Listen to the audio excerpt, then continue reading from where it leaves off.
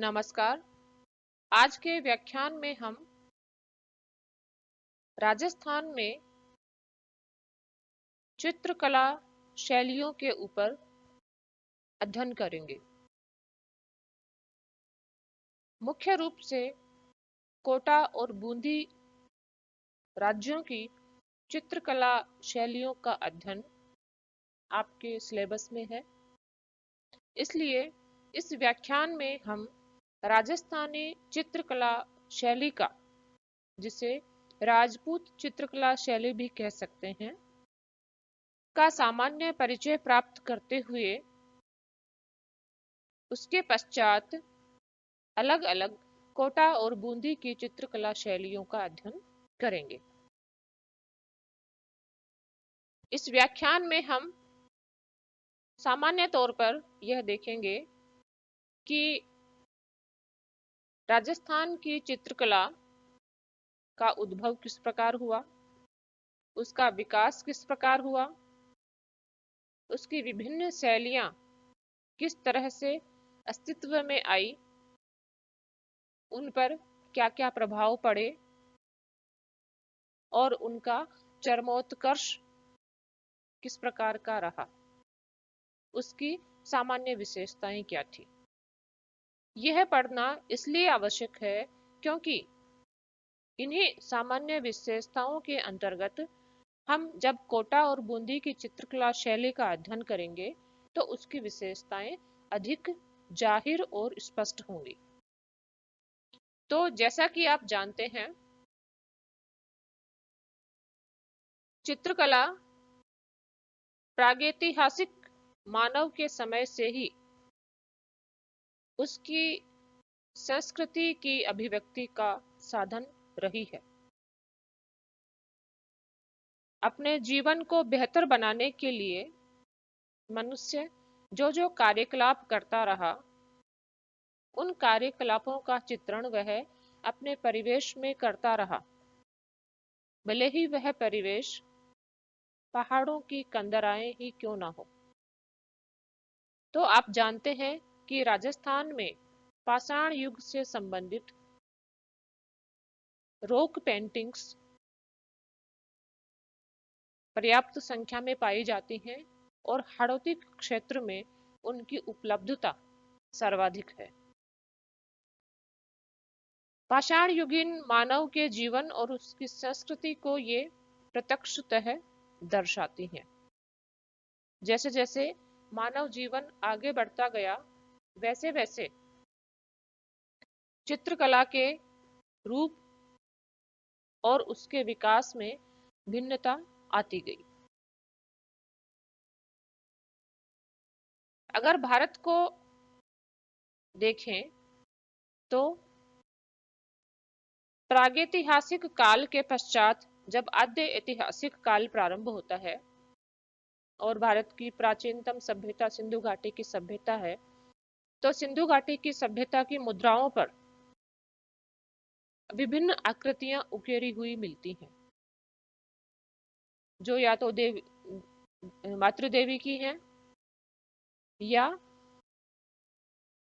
योगी आदि की मूर्तियां हैं। जब हम ऐतिहासिक काल में प्रवेश करने लगते हैं, तब चित्रकला का वास्तविक स्वरूप गुप्त पूर्व काल में, जिसे मौर्योत्तर काल भी कहते हैं, दिखाई पड़ता है। ऐतिहासिक काल में क्योंकि कला अपने प्रारंभिक दौर से गुजरकर गुप्त काल में पर्याप्त विकसित हुई, इसलिए गुप्त काल से पहले के जो चित्रकला के अवशेष मिलते हैं वो अजंता की गुफाओं में मिलते हैं। अजंता की चित्रकला मौर्योत्तर कालीन है, गुप्त कालीन है और गुप्तोत्तर कालीन है, और यही भारत में चित्रकला की मुख्य धारा के रूप में विकसित हुई। राजस्थान में चित्रकला के विकास को समझने के लिए उसे भारत के संदर्भ में देखना आवश्यक है, क्योंकि प्रथमतः राजस्थान भारत का ही एक अंग था, लेकिन उसकी भौगोलिक स्थिति के कारण और कालांतर में जिस तरह का उसका राजनीतिक विकास हुआ, उसके कारण अजंता चित्रकला शैली राजस्थान में एक भिन्न रूप में पनपी और उसी में राजस्थान की चित्रकला शैली का विकास छुपा हुआ है।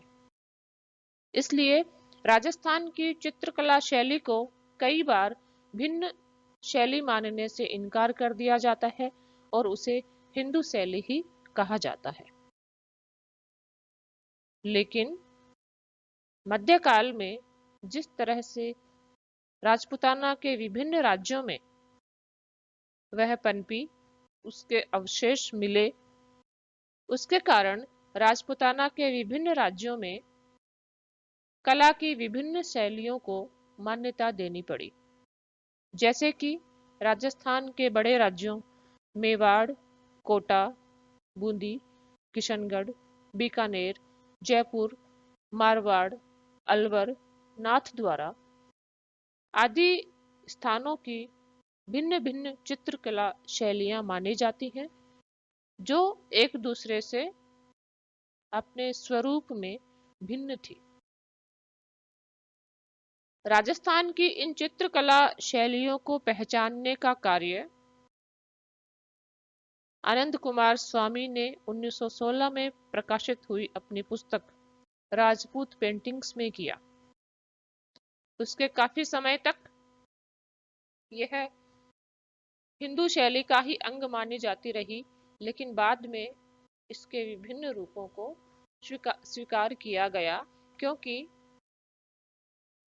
चित्रकला के अधिकाधिक अवशेष प्राप्त होने लगे और उन पर अध्ययन करके उनकी शैलियों को पहचाना जाने लगा। इसलिए जैसा कि हमने बात की कि भारत में अजंता चित्रकला शैली चित्रकला की मुख्य धारा के रूप में पनपी थी और बाद में क्षेत्रीयगत विभिन्नताओं के कारण यह विभिन्न रूपों में पनपी। इसका विकास इस तरह से हुआ कि अजंता चित्रकला शैली हिंदू और बौद्ध धर्म प्रधान थी। पश्चिमी भारत में खासतौर से राजस्थान और गुजरात के क्षेत्रों में जैन धर्म पर्याप्त पनपा था। इसलिए जब चित्रकला की यह शैली प्रसारित होने लगी तो इसमें जैन तत्व अधिक आने लगे। इसलिए पश्चिमी भारत में जो शैली पनप रही थी उसे अपभ्रंश शैली, पश्चिमी भारत की शैली या जैन शैली कहा गया। आप देखते हैं कि राजस्थान में जो पहले उदाहरण मिले हैं चित्रकला के, मेवाड़ में प्राप्त हुए हैं और मेवाड़ में भी जैन ग्रंथ चित्रित रूप में सर्वप्रथम मिले हैं। श्रावक प्रतिक्रमण सूत्र चूर्णी महाराणा तेज सिंह के समय में आहड़ में 1260 ईस्वी में चित्रित किया गया था।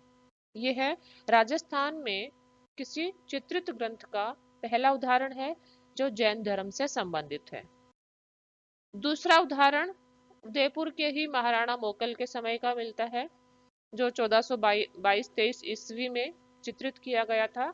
ये सुपार्श्वनाथ चरित्रम है, सुपासना है चरित्रम। यानी आप देख सकते हैं कि जो राजस्थान में सर्वप्रथम चित्रित ग्रंथ मिले हैं वो जैन ग्रंथ हैं। इसलिए राजस्थान की चित्रकला शैली को जैन शैली या पश्चिमी भारत की शैली या गुजरात शैली या अपभ्रंश शैली कहा गया।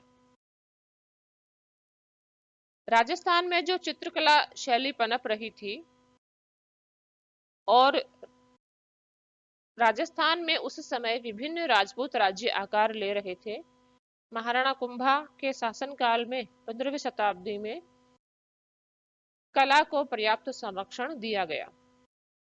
फलस्वरूप महाराणा कुंभा के समय में गुजरात से पर्याप्त संख्या में चित्रकार, जो सोमपुरा कहलाते थे, राजस्थान के क्षेत्र में आने लगे और चित्रकारियां करने लगे।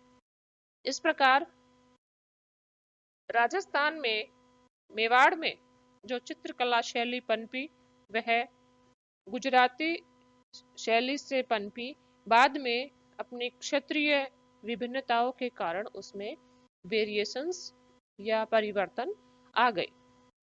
इसलिए यह ध्यान में रखने की बात है कि राजस्थानी चित्रकला शैली भारत की मुख्य धारा की अजंता शैली का ही एक प्रतिरूप है, जिसकी अपनी स्थानीय भिन्नताएं हैं और अपने विकास का एक दौर रहा है।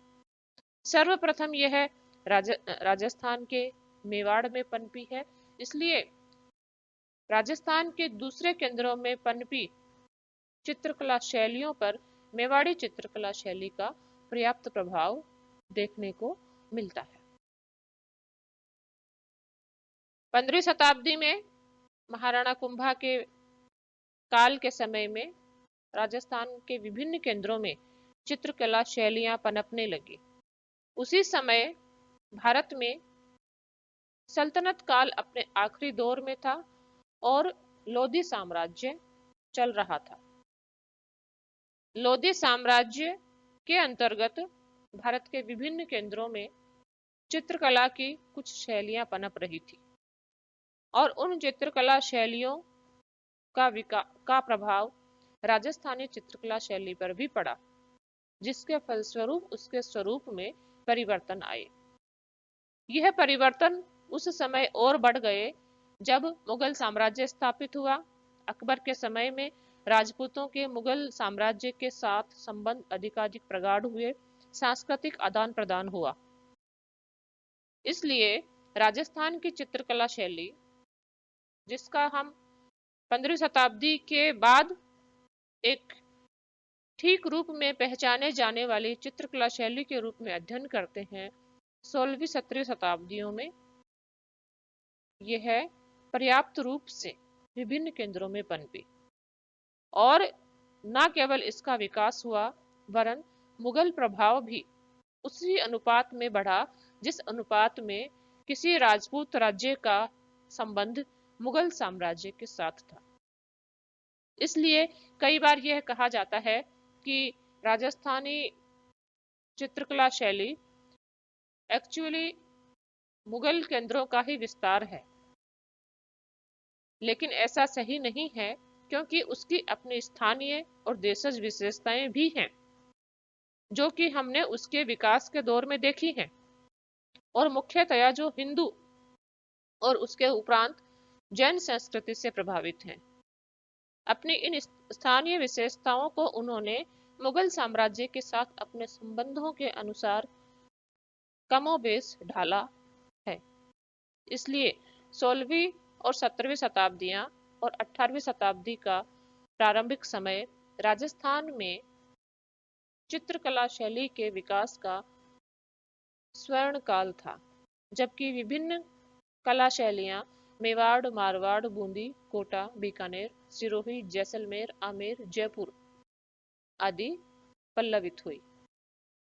18वीं शताब्दी के उत्तरार्ध में मुगल साम्राज्य स्वयं पतनोन्मुख हो गया।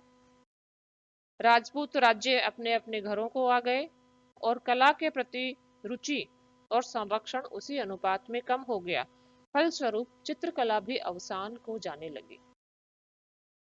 हालांकि इस समय छोटे केंद्र पनपे, कुछ ठिकानों में जागीरदारों के यहाँ चित्रकला शैलियां फिर भी चलती रही। जब भारत में ब्रिटिश आधिपत्य स्थापित हो गया और राजपूताना के राज्य ब्रिटिश सत्ता के संरक्षण में चले गए, तब विभिन्न चित्रकला शैलियां भी व्यावसायिक हो गई और व्यावसायिक हो जाने के कारण, क्योंकि उनका जो राजकीय संरक्षण था वो खत्म हो चुका था और उन्हें सरवाइव करने के लिए पैसा चित्रकला के माध्यम से ही कमाना था, इसलिए वह व्यावसायिक हो गई और उसी के साथ उसकी मूल कलात्मकता भी समाप्त हो गई। इस तरह से राजस्थान में चित्रकला का एक अपना दौर रहा, जिसमें विभिन्न केंद्रों में चित्रकला शैलियां पनपी और विकसित हुई, जिनकी कुछ सामान्य विशेषताएं थी। इन सामान्य विशेषताओं के उपरांत उनमें अपने अपने स्कूल या शैली के अनुसार भिन्नताएं भी थी। सामान्य विशेषताएं ये थी कि यहाँ की चित्रकला मुख्य रूप से धार्मिक और पौराणिक ग्रंथों पर आधारित थी। राम कथा का, कृष्ण लीला का चित्रण यहाँ पर होता था। इसके अलावा साहित्य का भी, केशव का साहित्य, बिहारी का साहित्य, ऋतुओं का चित्रण, बारहमासा का चित्रण होता था, जिससे इसमें धार्मिकता, रोमानियत, लोक जीवन, प्रकृति सभी के चित्रण का समावेश हो जाता था, जिसके कारण यह एक सुंदर चित्रकला शैली के रूप में पनपती थी। हालांकि मुख्य रूप से यह दरबारों में पनपी, लेकिन लोक जीवन का भी इसमें चित्रण होता रहा। इस तरह से राजस्थान की चित्रकला शैली दरबार पर आश्रित होने और पौराणिकता तथा रोमानियत से प्रभावित होने के बावजूद लोक जीवन का चित्रण भी करती थी। इन सामान्य विशेषताओं के अंतर्गत राजस्थान की भिन्न भिन्न शैलियों की भिन्न भिन्न विशेषताएं रही। जैसे हम ये देखेंगे कि जब ऋतुओं का चित्रण होता है, तब रंगों का संयोजन विभिन्न चित्रकला शैलियों में किस प्रकार का होता है। जब नायिका का चित्रण होता है, उसकी आकृतियां विभिन्न शैलियों में किस प्रकार से बनाई जाती हैं। जब मुगल प्रभाव की बात आती है, तो मुगल प्रभाव किस रूप में किस स्तर तक विभिन्न चित्रकला शैलियों को प्रभावित करता है। इन सब बातों की तह में ही राजस्थान की विभिन्न चित्रकला शैलियों की भिन्नताएं भी छुपी हुई हैं। इसलिए आगामी अध्याय में जब हम कोटा और बूंदी की चित्रकला शैलियों का अध्ययन करेंगे, तब चित्रकला के विकास और उसके सामान्य स्वरूप से जुड़ी हुई इन विशेषताओं के साथ साथ हम कोटा और बूंदी के संदर्भ में ये भी देखेंगे कि किस प्रकार से वो इन सामान्य विशेषताओं से भिन्नताएं भी रखती थी।